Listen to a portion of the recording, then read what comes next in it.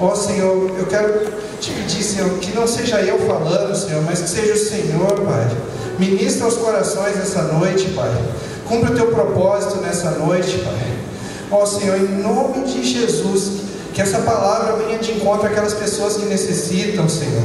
Para que nós possamos, Senhor, sair daqui praticantes, Senhor. Não só ouvintes, mas praticantes, como diz a tua palavra, Senhor. Pai, em nome de Jesus, ensina-nos a andar como lhe agrada, como lhe apraz, Senhor. Que nós possamos, Senhor, entregar o nosso melhor para ti, Senhor. É o que nós pedimos em nome de Jesus. Amém. Glória a Deus. Então, assim, eu pedi para... Podem se sentar, irmãos. Eu pedi para a pastora, até ela... Eu quase não me senti pressionado, assim. Agora eu entendo a questão do tremor, né, diante de Deus, que dá uma tremedeira ficar aqui em cima. E só tem uns 5 dias que eu não durmo direito, preparando, estudando para isso. E aí eu falei com ela, olha pastora, bastante coisa. Engraçado que conforme eu ia na casa dela e comentava com ela, ela fala isso também. Eu, pastora, mas você me deu só 40 minutos e tal. Aí chegou aquela que ele diminuiu 20 ainda. Na hora que ela falou ali, não, vamos acabar as 9 vezes. Não, pastora, eu já ensaiei umas 3 vezes para dar certo.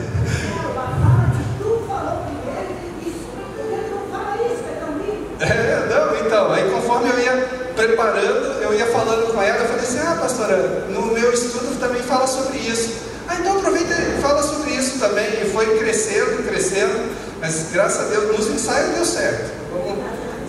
Aí eu falei assim, como eu não tenho uma formação pastoral, eu falei assim, posso fazer do jeito que eu sei dar aula, né? Eu dou aula na faculdade, então assim, eu vou fazer estilo aula. E como eu coloquei uma coisa que eu sempre fiz, eu me baseei na minha teimosia, porque Deus, ela me pediu para falar sobre a questão de finanças, né? E assim, eu levei muitos anos para entender o que eu vou falar hoje.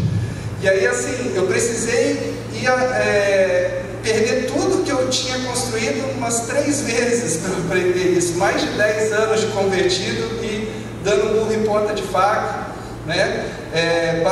Indo contra a vontade de Deus, não seguindo os princípios. Então assim, é a hora que você vê que inteligência e sabedoria são coisas bem diferentes. Geralmente a pessoa fala assim, quem faz medicina é inteligente, mas nem sempre sabe. É onde tem que pedir para Deus a sabedoria. Eu sou a prova viva disso. Aí assim, conforme as coisas foram melhorando, a pastora sempre me falava, uma hora você vai poder dar testemunho disso, porque a partir do momento que eu assumi um compromisso com Deus nessa questão das finanças, que eu comecei a honrar a Deus com as minhas finanças, Deus foi provendo, foi multiplicando, e graças a Deus eu consegui recuperar tudo que eu tinha perdido, né? Então assim, de cara eu quero colocar para vocês esse versículo, para a gente estar com o coração no lugar certo, tá? Eu botei tudo no telão, gente, porque assim, é bastante versículo, porque como eu falei, eu baseei na minha teimosia. Eu sempre argumento com o pregador, eu gosto de ficar discutindo, eu gosto de ficar pensando assim, mas eu já vi uma ministração diferente, assim, assado, eu já vi, tem um outro cara que pensa diferente. Então o que eu fiz? A única coisa que eu nunca discuto é com a palavra de Deus, entendeu? Então o que eu fiz? Eu fiz exatamente como eu estudo, eu peguei e botei todos os versículos na sequência. Então, como são bastante, para não ficar aquela coisa de procura, vamos esperar e tal, eu já peguei e coloquei tudo no telão para a gente ir lendo juntos, e aí eu vou colocando as questões em cima disso, tá? Para vocês verem como é que eu fico nervoso, geralmente eu brinco que eu entro dando a paz para todo mundo, assim, parece que é político, né? Mas eu gosto de cumprimentar o pessoal, e aí eu fico tão nervoso quando eu venho aqui em cima que da última vez eu esqueci, aí eu tinha uma cola, assim. Logo de cara eu já pus uma cola para mim não esquecer de cumprimentar a igreja. Desde que eu dei uma colinha ali, pastor. Coração em Deus. Então, começando com essa passagem de Colossenses, portanto, já que vocês ressuscitaram com Cristo, procurem as coisas que são do alto, onde Cristo está assentado à direita de Deus. Mantenha os pensamentos nas coisas do alto e não nas coisas terrenas, né? Principal, a ideia aqui, gente, é começar. Eu vou falar de finanças, mas a ideia é que isso traga o seu coração para o lugar certo, traga teu coração para Deus. Não é a questão não é finança, não é encher, não é entesourar, não é nada disso. Deus nunca se importou com dinheiro. Se ele se importasse com dinheiro, a viúva pobre não tinha sido exaltada por Jesus. Ele não tinha falado que ela tinha dado mais do que os outros, né, quando ela deu só aquelas 2 moedas. Então o principal é que a forma correta de você estar honrando a Deus com seus bens, né? Aí de cara, como a gente gosta de fazer em aula, eu geralmente gosto de mencionar as fontes que a gente buscou, os livros que estudou. Então assim, eu quis fazer alguns comentários logo no início de alguns estudos que eu participei, para estar dando honra e para estar recomendando para os irmãos logo no início, tá? Em primeiro lugar, quando eu estava quebrado, com 4 meses de salário atrasado, endividado, teve uma família que me acolheu, que foi a família Aguinori. Então, primeiro de tudo, eu queria honrar eles, tá? Então, falando da pastora Isolete, eu sempre lembro quando ela fala de dízimo, eu gosto do versículo, sempre de Malaquias, né? Que é o único lugar da Bíblia que Deus pega e fala para você provar Ele. Provai-me nisso. Quando você traz os dízimos, é uma coisa que me marca bastante das coisas que ela fala, provai-me nisso. E uma coisa importante que ela falou outro dia, que Ele abre as janelas dos céus. Janela, você já viu alguma janela que abre do lado de fora? Então você não consegue abrir a janela do céu. É Deus que abre para você, é Ele que derrama para você, né? Então, trazendo a lembrança e honrando a pastora, recomendando alguns cursos que eu fiz. Eu fiz um curso com o pastor Oswaldo Lobo em 3 vezes de libertação financeira. Uma das coisas que ele falou aqui quando ele veio, ele vai voltar agora em setembro, a diferença do que tem preço e o que tem valor nas nossas vidas, né? Que muitas das vezes o que acontece? A gente se apega a muitas coisas que tem preço, e tudo que você põe preço não tem valor. O que eu quero dizer com isso? Você consegue pôr preço no teu filho, você consegue pôr preço no teu pai, você consegue colocar preço no teu fígado, na sua saúde, você não consegue pôr preço, porque essas coisas têm valor. É nessas coisas que a gente tem que colocar, que a gente tem que buscar as coisas que têm valor, e não as coisas que têm preço. Muitas das vezes a gente fica se apegando a bens materiais e esquece disso. O curso que tem aqui na igreja é um ministério muito bacana, tá? O curso do Crown, Ministério de Finanças da Universidade da Família, o estudo financeiro bíblico, baseado nesse livro, tá? O Seu Dinheiro, né? O primeiro versículo que a gente decora nele, tanto no Crown quanto para o Crown para os adolescentes, fala das riquezas desse mundo ímpio e as riquezas verdadeiras. Se você não for fiel com as riquezas desse mundo ímpio, quem vos concederá as verdadeiras riquezas? Tem uma parábolazinha que o Luciano Subirá fala no curso dele, que é bem interessante sobre isso. Ele fala de um grande atacado. Pensem vocês que vocês fossem donos de um grande atacado, e aí tinha um caixa rápido que passa as compras pequenas, aquelas comprinhas de 10 reais, 20 pila e tal. E tem um caixa que passa os grandes atacadistas, que é onde os caras fazem compra de 2 caminhões de mercadoria, que pagam grandes valores, né? E aí você tem um funcionário que você sabe que ele tem problema financeiro, que ele bebe, tal, tem algumas dificuldades. E aí o que ele faz? Ele trabalha no caixa das compras pequenas. Aí você nota que de vez em quando falta R$1, cada 10 reais falta R$1 no caixa dele. Sempre está faltando, mas aí você age com misericórdia. Coitado, a família tem 10 filhos, né? Vou deixar ele trabalhando lá no caixa, mesmo que ele esteja desviando, ele vai ficar lá no caixa trabalhando, que pelo menos a família dele não passa fome. Mas você deixaria ele atuar no caixa dos grandes atacadistas? Ele não foi fiel no pouco. Será que ele vai ser fiel no muito? Então é isso que a gente tem que considerar quando Deus está olhando para a gente. Que às vezes a gente fala assim, não, mas é só um pouquinho, né? Então é onde a gente tem que começar a pensar. É uma das colocações que ele tem no curso dele. E aqui também esse curso que eu fiz, graças a esse estímulo da pastora, que eu fiz só num fim de semana, correndo. E uma das coisas que ele brinca, que ele fala assim, que às vezes a pessoa pega e fala, pastor, mas lá na sua igreja diz que quando eu vou lá, vocês pregam que 10% de tudo que eu tenho é de Deus. Tudo que eu tenho, 10% é para Deus. Aí o Luciano Subirá fala, não, está errado isso aí. Não, mas foi gente da sua igreja que me falou. Não, então ele se equivocou quando falou.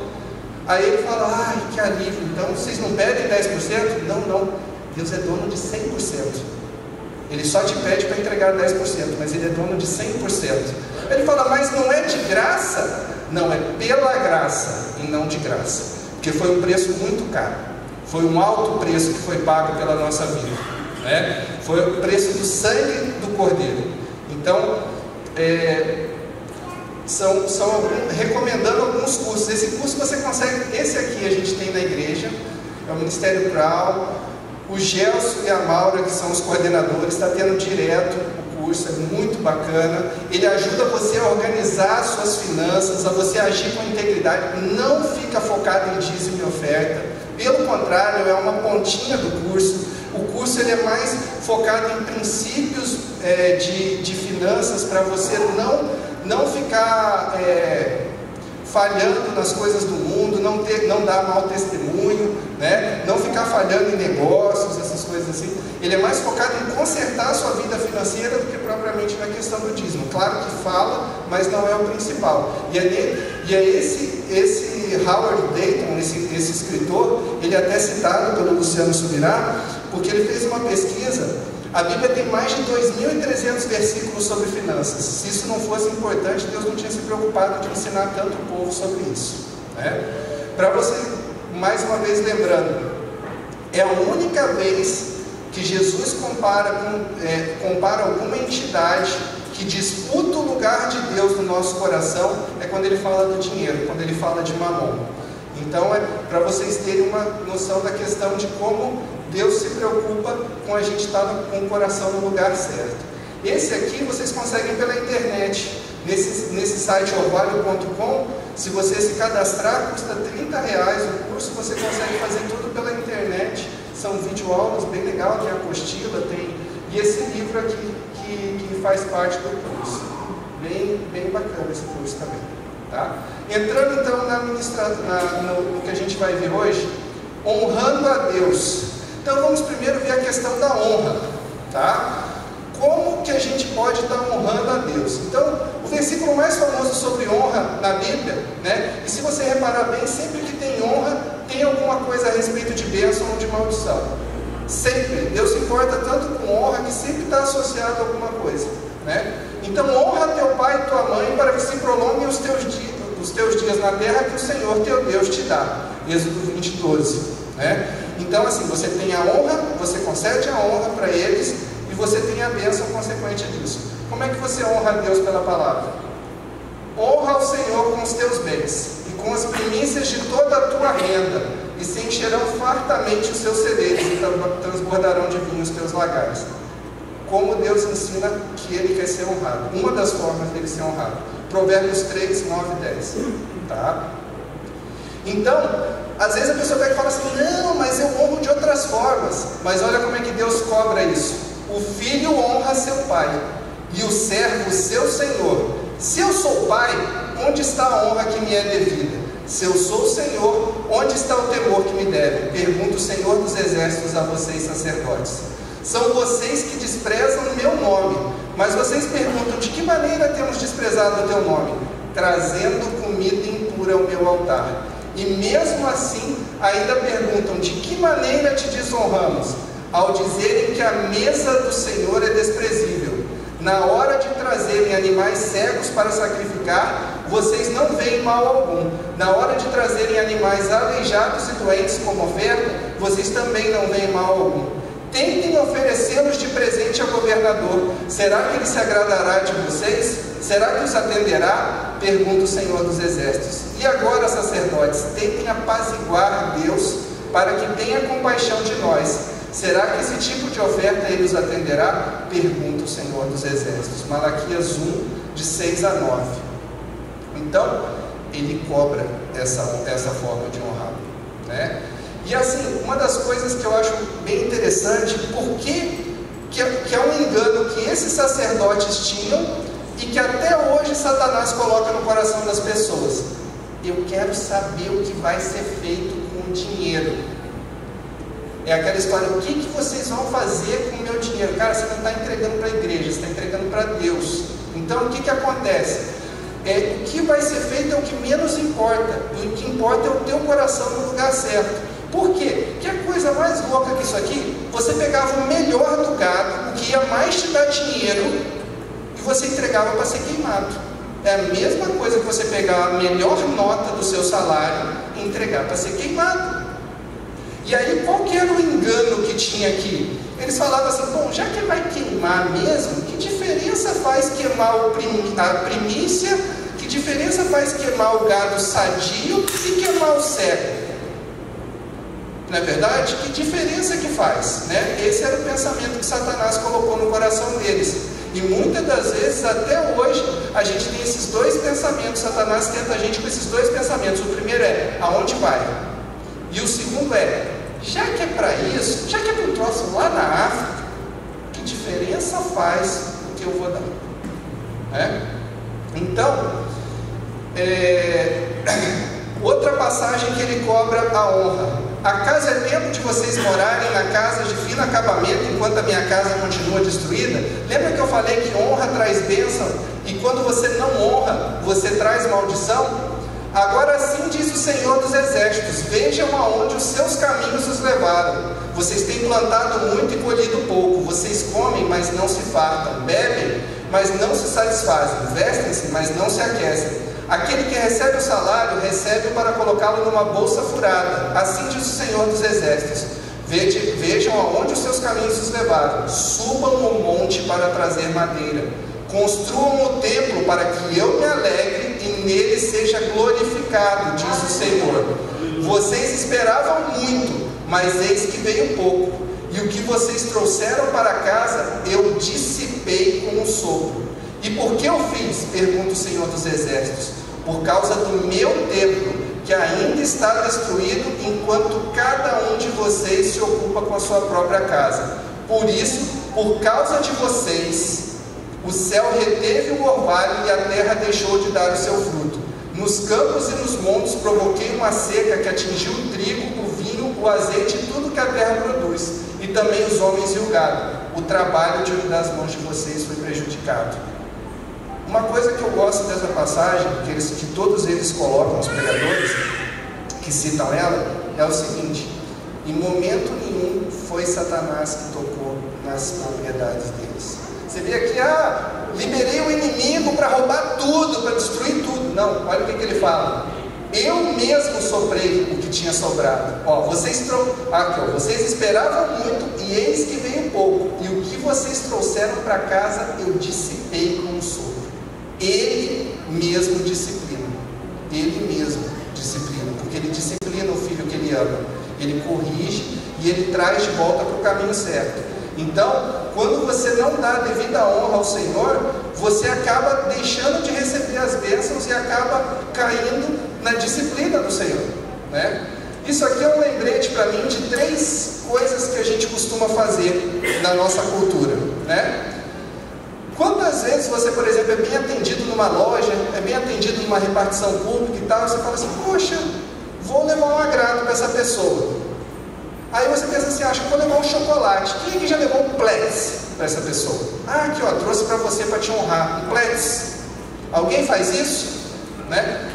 Uma professora queridinha, você vai pegar e vai dar seu filho vai levar, pai, posso levar uma maçã igual eu vi na televisão? Você não vai dar aquela que está feiosa, né? Você não vai dar uma maçã meia boca, né? Você vai dar a maçã mais bonita, não interessa se está cheio de agrotóxico, mas tem que ser aquela brilhante assim, para poder entregar para a professora, né? Quando você vai, por exemplo, foi bem atendido por um advogado, foi bem atendido por um médico, o que é costume? Às vezes vai levar uma cesta, tem gente que leva uma bebida, leva um vinho, leva um uísque.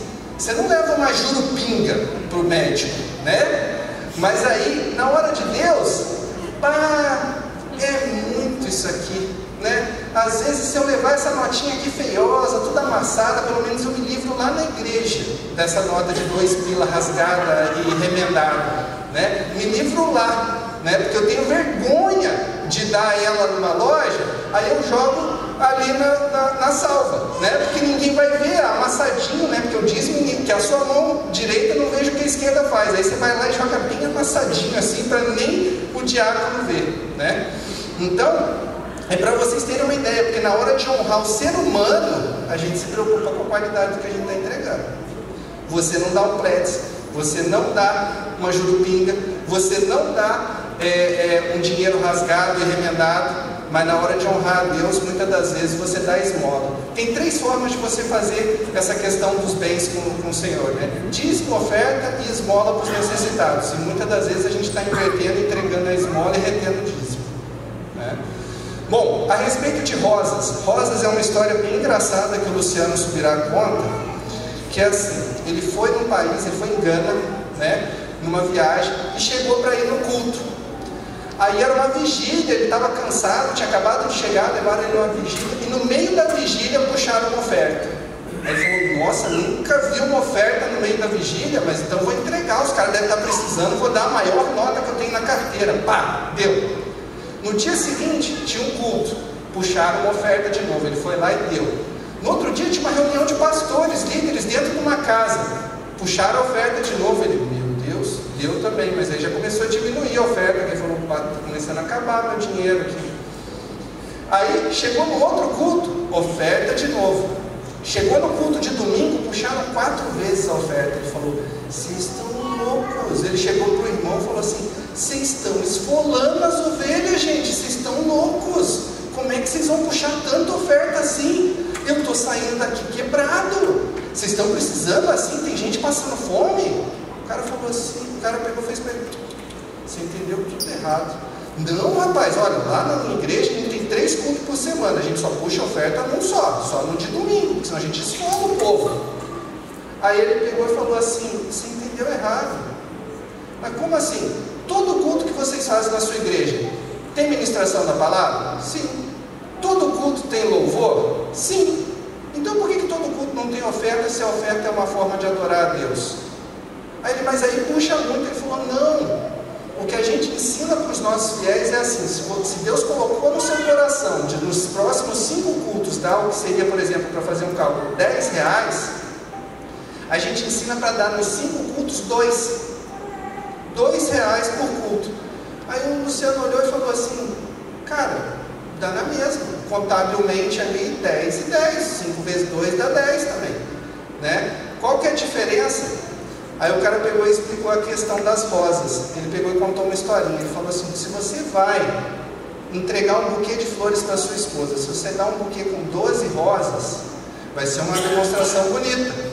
Aí você fez aquela declaração de amor. Mas se durante 12 dias você der uma rosa por dia, a quantidade de rosas é a mesma, mas o número de declarações de amor que você vai fazer é diferente. Então é onde a gente tem que começar a pensar em como a gente está declarando o nosso amor a Deus. É onde que a gente tem que enxergar que Deus não está preocupado com a quantidade. Deus está preocupado com o coração, com você honrar Ele, com você declarar o seu amor para Ele. É uma forma de vocês fazerem isso, tá? Então assim, mostrando para vocês como as coisas para Deus não tem uma questão contábil. Aproximou-se dele uma mulher, trazendo um vaso de alabastro cheio de precioso bálsamo. Ele derramou sobre a cabeça, estando ele à mesa. Vendo isso, indignaram-se os discípulos e disseram, para que esse desperdício, pois esse perfume podia ser vendido por muito dinheiro e dar-se aos pobres. Mas Jesus, sabendo disso, disse-lhes, por que molestais essa mulher? Ela praticou uma boa ação para comigo, porque os pobres sempre tendes convosco, mas a mim nem sempre me tendes. Pois derramando esse perfume sobre o meu corpo, ela fez para o meu sepultamento. Em verdade vos digo, onde for pregado no mundo esse evangelho, também será contado o que ela fez em sua memória. Esse perfume, gente, era o equivalente a 1 ano de salário. 1 ano de salário de um judeu. Vamos pôr hoje o salário mínimo, então. Vamos botar um salário mínimo. R$12.000. Ela pegou, quebrou o vidro e jogou nele. Na hora, aos olhos do mundo, aos olhos contábeis, qual que foi o pensamento? Que desperdício, está louco, R$12.000 jogado no lixo. É a história de queimar lá as ofertas, queimar o gado, né? Mas Deus enxergou o coração, ela estava honrando ele. E por conta do que ela fez, onde for pregado o evangelho, também será contado o que ela fez para a memória dela. Olha como é que Deus honrou ela por essa atitude, por ela ter reconhecido isso. Estando Jesus no templo, observava os ricos depositarem as suas contribuições na caixa de oferta. Então uma viúva pobre veio e colocou 2 moedas pequenas. Jesus disse: eu lhes digo a verdade, essa viúva pobre deu mais que todos os outros. Eles deram uma parte do que lhes sobrava, mas ela, em sua pobreza, deu tudo o que tinha. Então, assim, mais uma vez, quando você dá a sobra, você faz tipo Caim. Você vai lá, usa o que você tem, e aí você, a cabo de dias, trouxe Caim os frutos. E Abel deu da primícia, ele escolheu o melhor para Deus. Deus olhou o coração. Por isso que ele preferiu a oferta de Abel e rejeitou a oferta de Caim. E muitas das vezes, isso até no curso ele fala, que uma das vezes ele chegou e recebeu a maior oferta financeira que ele tinha em quantidade. Assim. Aí ele falou para o rapaz assim: nossa, essa é a maior oferta que eu já recebi. Na mesma hora o Espírito Santo corrigiu ele: não, você já recebeu uma oferta muito maior, porque esse cara está dando o que está sobrando para ele. Pode ser contabilmente a maior oferta que você já recebeu no seu ministério, mas teve gente lá que tinha salário mínimo que deu muito mais do que ele para a tua obra. O Luciano subirá conta no curso dele, como o Espírito Santo cobrou dele. Quando ele foi exaltar o cara, o Espírito Santo cobrou. Ele agradeceu, orou e tudo, mas ele entendeu que muitas vezes ele recebeu mais do que aquilo para Deus. Isso é como ele sonda o coração. Porém o Senhor disse a Samuel: não atentes para a sua aparência, nem para a sua altura, porque eu o rejeitei. Porque o Senhor não vê como o homem vê. O homem vê o exterior, porém o Senhor vê o coração. Deus está preocupado não com a quantidade da sua oferta, não com a quantidade do seu dízimo. Ele está preocupado aonde está o teu coração. Com que coração que você está entregando aquilo? Você está entregando para você receber alguma coisa em troca? Você está entregando porque você reconhece que Ele é o seu Deus, que Ele é o seu Senhor, que o sacrifício que Jesus fez por ti. Se as suas riquezas aumentam, olha a preocupação que ele tem: se as suas riquezas aumentam, não ponham nelas o seu coração. Salmo 62, 10. Tá? Pois a palavra de Deus é viva e eficaz, mais afiada que qualquer espada de 2 gumes. Ela penetra até o ponto de dividir alma e espírito, juntas e medulas, e julga os pensamentos e as intenções do coração. Então, Deus está sempre, durante a palavra, falando que Ele se preocupa com onde está o nosso coração, né? Isso aqui eu coloquei só para lembrete, porque às vezes a pessoa fala assim: o que é essa história das primícias e tal, coisa. Mas assim, as primícias é falado várias vezes durante a palavra, já foi falado nessa campanha, então por isso eu só coloquei 2 textos para a gente estar lembrando. 3 vezes ao ano, todo varão, aqui é a respeito de não comparecer diante do Senhor de mãos vazias. 3 vezes ao ano, todo varão entre ti aparecerá perante o Senhor, teu Deus, no lugar que escolher, na festa dos pães asmos, na festa da semana, na festa do tabernáculo. Porém, não aparecerá de mãos vazias perante o Senhor. Deuteronômio 16:16. Outra passagem: resgate com um cordeiro cada primeiro jumentinho que nascer, mas se não resgatar, quebre-lhe o pescoço. Resgate todos os seus primogênitos, ninguém compareça perante mim de mãos vazias. E isso é uma coisa que uma vez eu vi um pregador ministrando e eu achei um absurdo ele falar, e depois entendendo, eu até me arrependi do pensamento que eu tive em relação a ele. Que uma vez eu vi um pregador falando assim: você vai em tudo quanto é lugar, você leva a sua carteira, que você pensa assim: vai que o pessoal resolve sair para comer alguma coisa, vai que tem que pagar alguma coisa para as crianças, vai que não sei o que. Na igreja, deixa a carteira em casa para nem ter a tentação de ofertar. Vai que tem a tentação de dar uma oferta, né? Deus o livre. Então, para não desperdiçar, já deixa a carteira em casa. Entendeu? Então, assim, já a palavra fala o quê? Ninguém compareça perante mim de mãos vazias. Descanse, come, beba e aproveite a vida. Olha o que Deus lhe fala. Mas Deus lhe disse: louco, essa noite lhe pedirão a sua alma. E o que você tem preparado, para quem será? Assim é o que ajunta tesouros para si mesmo, mas não é rico para com Deus. Palavra de Jesus. Tá? Então, só para vocês verem como o Senhor rejeita a avareza, né? Falando de redenção, uma coisa que eu gostei nesses cursos é a respeito de redenção, porque muitas das vezes a palavra redenção tem um entendimento um pouquinho equivocado para nós, assim. Porque como a gente não tem esse preceito no nosso dia a dia, na nossa lei, muitas das vezes o que acontece? A gente entende redenção como salvação, como resgate. E aqui, na redenção bíblica, o entendimento é de literalmente compra. O que acontecia na redenção? Se o teu irmão, só uns textos mais curtinhos, se o teu irmão empobrecer e vender alguma parte das suas possessões, então virá o seu resgatador, seu parente, e resgatará o que seu irmão vendeu. Levítico 25, 25. Isso funcionava para tudo.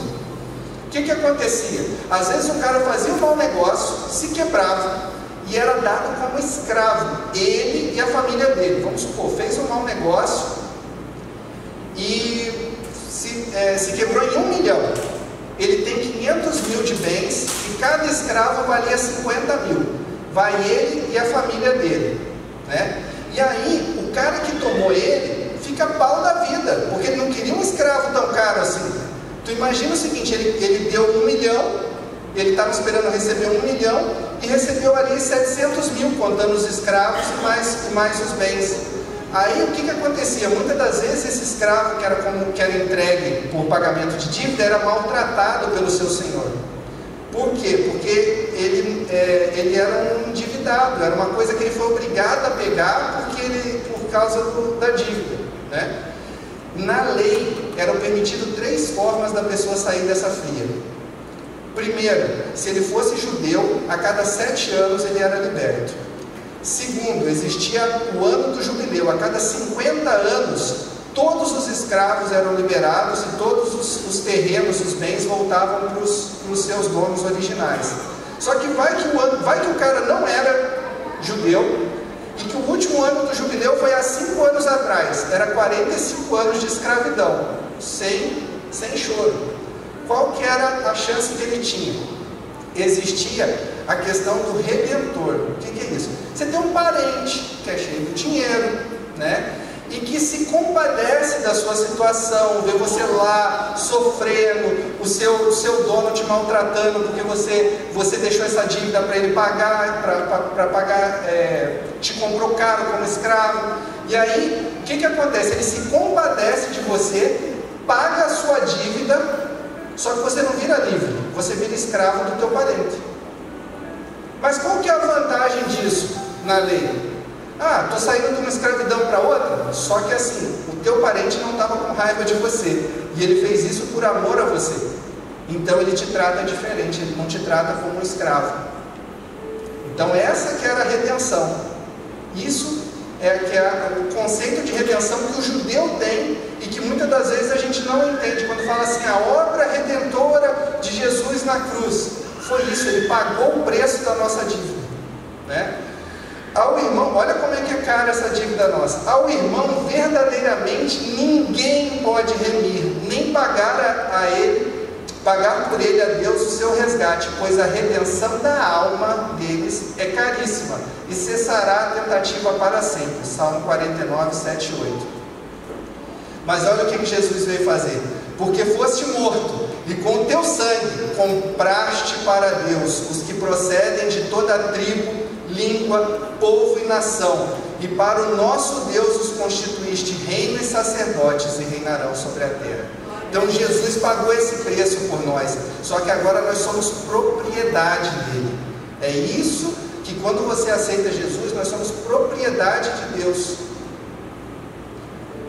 Isso daqui, vou resumir para vocês, Gênesis 47, 13 até o 25. Essa é a história de como José organizou o Egito quando ele foi governante.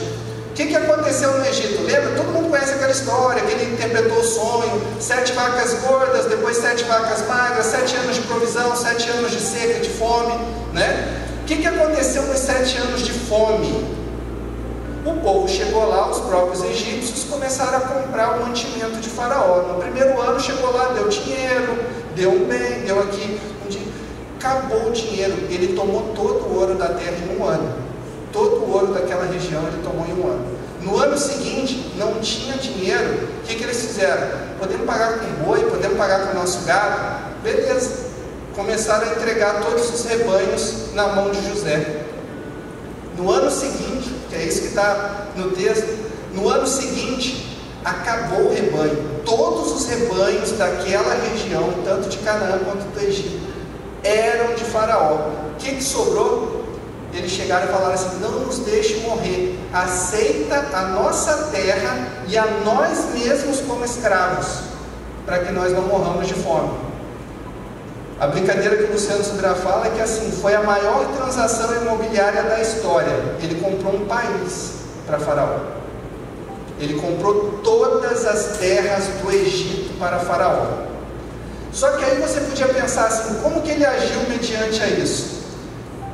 José pega, chama todos eles e faz a seguinte proposta: agora vocês voltem para a sua terra, toma aqui a semente de Faraó, arem a terra, do fruto da terra vocês trarão um quinto para Faraó. Olha só como é que ele agiu com misericórdia para esse povo. A terra era de quem? Era de Faraó. A mão de obra era de quem? Era de Faraó.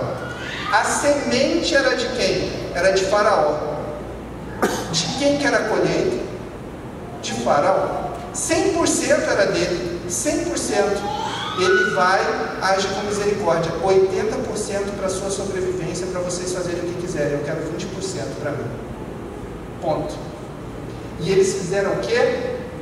Eles disseram a José: o Senhor salvou a nossa vida, que possamos alcançar favor diante do meu Senhor e seremos escravos de Faraó. 20%. E eles se alegraram. 20%. Eles foram escravos e entregaram 20% e eles se alegraram. Jesus foi lá e pagou todo o preço da redenção por nós.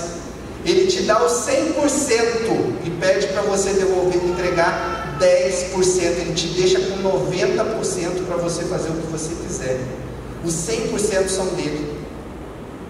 E muitas das vezes a gente murmura ao invés de se alegrar, como os egípcios fizeram com o faraó. É isso que a gente tem que estar. Onde que está o coração?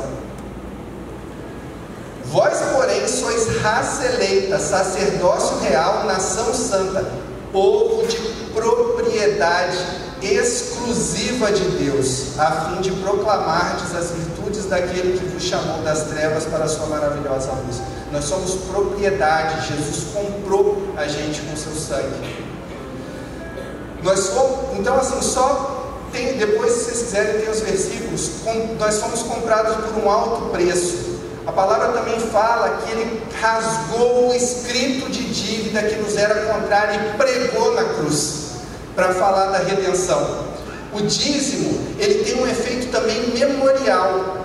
Memorial porque, da mesma forma que os egípcios lembravam que a terra era de Faraó todo ano, porque eles tinham que entregar 20%, é para lembrar a gente de quem que a gente pertence. Porque muitas das vezes, se eles não tinham os 20%, o que ia acontecer? Que acontece até hoje na nossa lei? Usa o capião.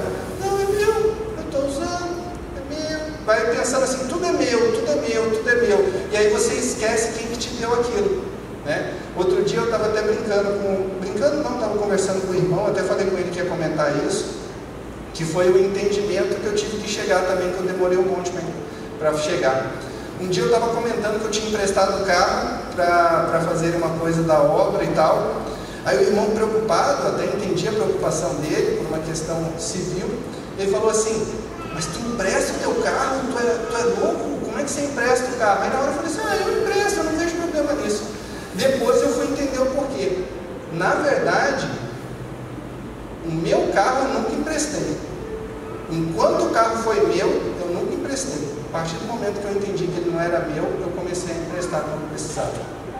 Essa é a questão. Quando você entende que o que você está administrando não é teu, é do Senhor, você passa a não ter dificuldade de ajudar os outros.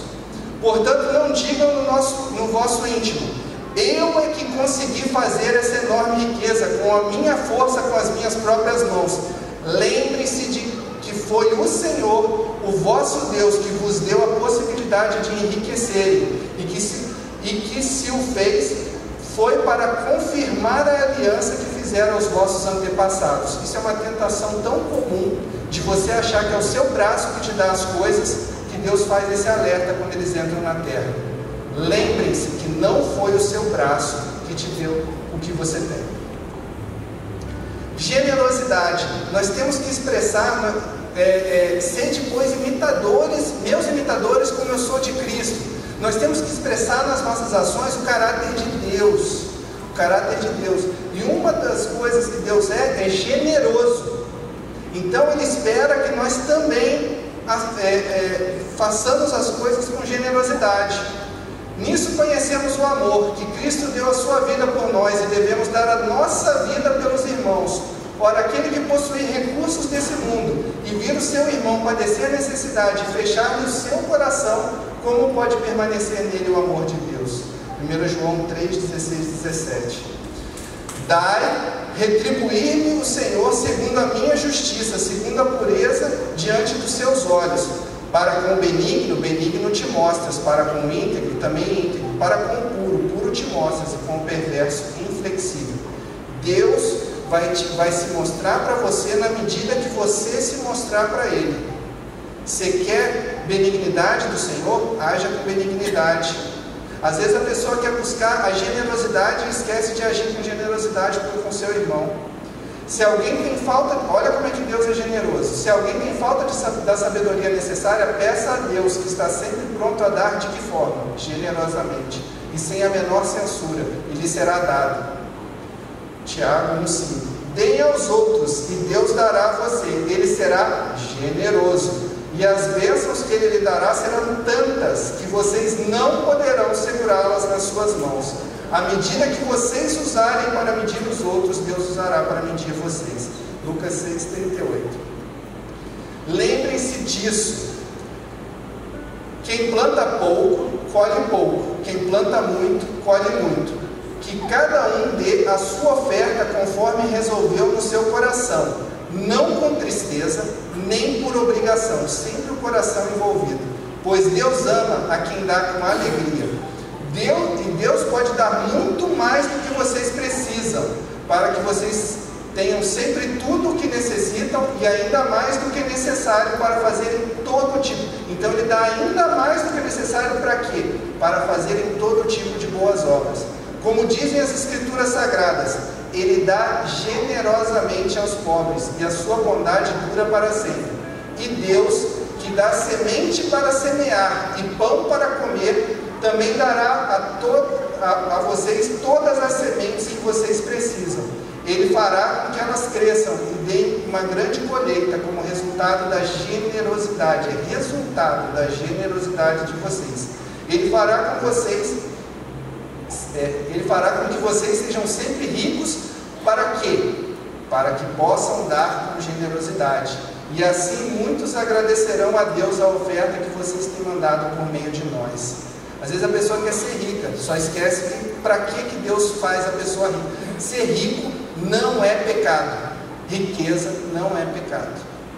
Às vezes a pessoa fica achando assim, não, porque tem que ser humilde, os humildes e tal. Bem-aventurados os humildes.